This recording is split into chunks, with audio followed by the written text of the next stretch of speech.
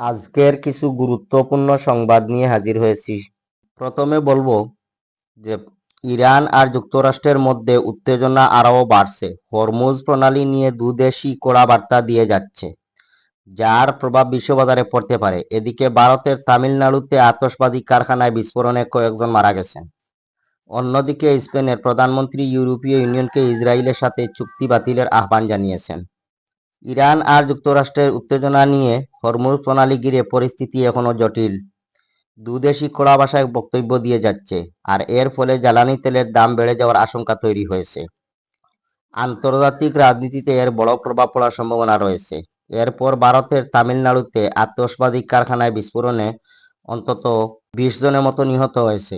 এই ঘটনায় আরও অনেকে আহত হয়েছেন, যারা হাসপাতালে চিকিৎসাধীন রয়েছে। সর্বশেষ স্পেনের প্রধানমন্ত্রী ইউরোপীয় ইউনিয়নকে ইসরায়েলের সাথে চুক্তি বাতিলের আহ্বান জানিয়েছেন।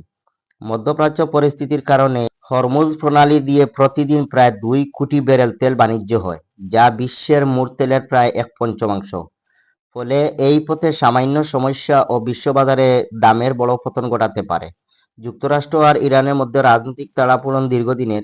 এই সংঘাত যদি বাড়ে, তবে এশিয়ার অনেক দেশের অর্থনীতিতে চাপ পড়বে, বিশেষ করে যারা তেলের উপর নির্ভরশীল।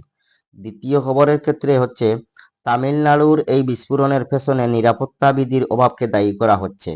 ভারতে আতশবাজি কারখানায় মাঝে মধ্যে এমন দুর্ঘটনা ঘটেই থাকে।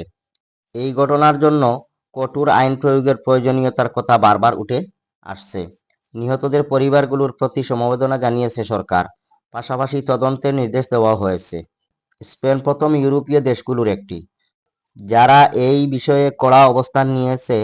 এই পদক্ষেপ ইউরোপীয় ইউনিয়নের জন্য দেশগুলোর ওপর প্রভাব ফেলতে পারে বলে বিশ্লেষকরা মনে করছে।